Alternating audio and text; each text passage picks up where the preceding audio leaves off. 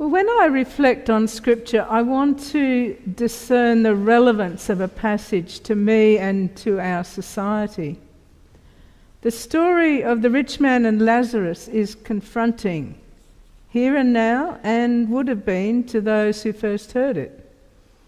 Jesus was addressing cruel inequalities and indifference in his society, but the contrast between the privileged and the marginalised can equally apply in Australia and internationally today. The warning about the desire for riches in the first letter to Timothy is also equally relevant today. Those who want to be rich fall into temptation and are trapped by many senseless and harmful desires that plunge people into ruin and destruction. For the love of money is a root of all kinds of evil, and in their eagerness to be rich, some have wandered away from the faith and pierced themselves with many pains. Surely the preoccupation with material possessions has contributed to the loss of faith in our own society. But a wider malady is the rational materialism that dismisses all spiritual reality.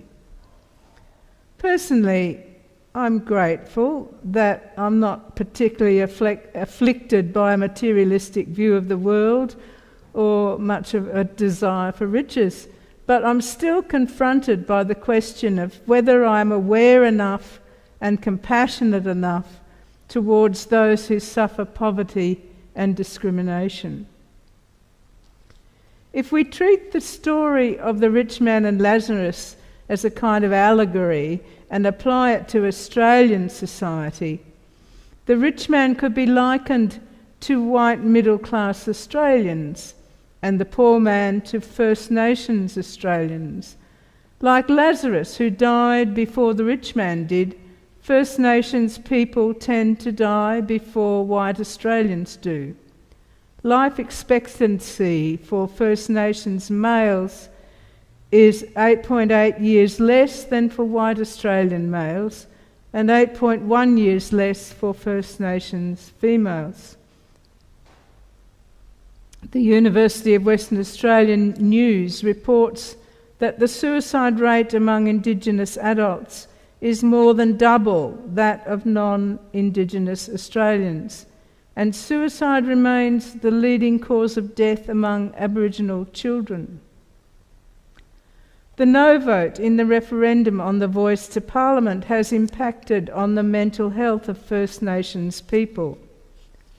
University of Melbourne researchers found that in areas where with the strongest opposition to the voice, 27% of Indigenous Australians reported poor mental health, compared with 15% of non-Indigenous Australians. By contrast, in areas with the greatest support for the voice, Indigenous and non-Indigenous Australians reported similar levels of poor mental health, 16%. The no vote in the referendum was a visible sign of how white privilege and unacknowledged racism shut out the aspirations of First Nations people, but also silence a voice that Australia needs to hear for its spiritual and environmental well-being. Such gaps between the privileged and marginalised create an abyss between our society and God, just as the rich man discovered when Abraham says, "Between you and us a great chasm has been fixed, so that those who might want to pass from here to you cannot do so, and no one can cross from there to us."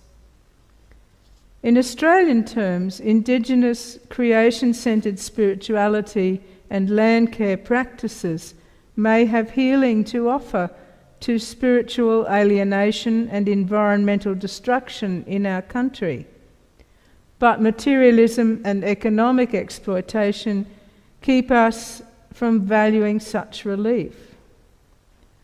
I see the chasm as a poetic image of the spiritual alienation the man has chosen by ignoring the suffering shut away beyond his gates and walls.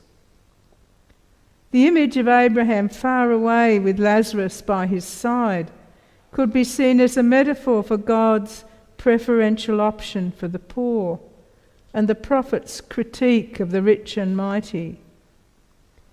Internationally, faith and spiritual awareness are stronger among poor and marginalised people and nations than among those who are commercially and politically powerful. One way of understanding the fate of the rich man and the concept of hell is that spiritual pain and alienation result when people cut themselves off from the values of love and mercy which are central to God's interaction with creation. When we put up a barrier to keep out those who are not like us, we isolate ourselves from God, because God is the God who comes among us, who is merciful to the poor, who welcomes the marginalised and heals the outcast. To ignore that source of living water will leave us with an unsatisfied thirst for meaning and hope, and with no way to quench the flames of our restless desires. To refuse the healing offered by the one who has risen from the dead will leave us suffering and in isolation. The hells which human beings make for themselves are evident in our alienated society. Yet, I do believe that for those who are in spiritual exile, God always opens up a way back home. Perhaps that's not quite in parallel with the reading, but I think we see it in Jesus. And that is also a central theme of the Hebrew Testament, actually, the promise of redemption. And we see it symbolised in the Old Testament reading today, obscure as it is to some extent. Jeremiah, confined amongst the people about to be conquered and sent into exile, acts as the kinsman redeemer who buys the deeds to family property and arranges for them to be kept for a better time. In a Christian context, this action can be seen as a metaphor for the redeeming action of Jesus, who keeps open the promise of restoration, the way back to the family of God, even when we are estranged. The second part of the story of Lazarus and the rich man can be seen as a story of poetic justice, or perhaps karma. The rich man finds his sufferings ignored because he has chosen to ignore the sufferings of the one he passes every day at his gate. It's also a lament that even Christ, who has risen from the dead, may not be able to reach people who have erected a barrier to keep others out and to protect their own self-indulgence. At the heart of the message and ministry of Jesus are openness, respect, compassion, and service for others. Jesus continually takes affirmative action to include the outcast, pulling down the barriers erected by religion or society to keep others out. Social justice themes are also central to the teaching of the prophets in Hebrew Scripture. If I were to nominate the one aspect of the Judeo-Christian tradition which I find most compelling and which has had a positive impact throughout history, it would be the teachings on social justice. The turning of the tables on the rich man is a dramatic metaphor for that alienation of people from God and from their destiny as the people of God that happens when people have hardened their hearts to consider only their own gain. The prophet Micah memorably sums up God's requirements of us. What does the Lord require of you but to do justice and to love kindness and to walk humbly with your God. As Christians, we focus on Jesus as a great example of how to live out those requirements.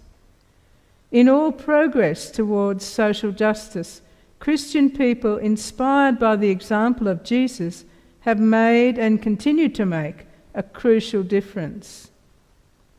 Where there are chasms fixed between some people and others, between people and God, Christians continue to build bridges. Well, I'm going to conclude with the poem I wrote this week on this gospel passage. I write a poem every week, usually on the gospel, and I've got a blog called Barb Poet Priest, and I post the poem, and it's been something that I've found affirming. I have a couple of American pastor poets, and we comment on each other's work, and they write beautiful poems as well. This one's called Chasms Between. Over the years and across the wide earth, those who have much exclude those who are poor, maybe with claims of superior birth, whiteness or maleness, tradition or law. Some say that wealth is a blessing they've earned. Fittest survive while the lesser won't thrive. Those they keep down find best efforts are spurned. Doomed as outsiders, they're barely alive. Jesus tells stories that turn upside down all such pretensions that keep a closed gate. Francis left riches to serve as God's clown, left behind father and fortune and hate. Rebuild my church was the call that he heard. Poverty chosen in joy was his way, walking the roads with a fresh, humble word, challenging wealth of the church in his day. Is there a chasm we try to maintain, keeping out God and the suffering poor? Do we inherit a balancing pain when we keep difference outside of our door? Poor lifted up and the mighty brought low. Prophets like Mary have sung this bold song, seeing that change is too late and too slow, calling for action to right what is wrong. Chasms are many, and most we have made, blasting away and not counting the loss. When we seem stranded in fire we have laid, bridges appear in the shape of Christ's cross. Do we hear truth from one raised from the dead, open our hearts to compassion and hope, gifts of God's kingdom in wine and in bread, or, heedless, slide down our wealth's slippery slope?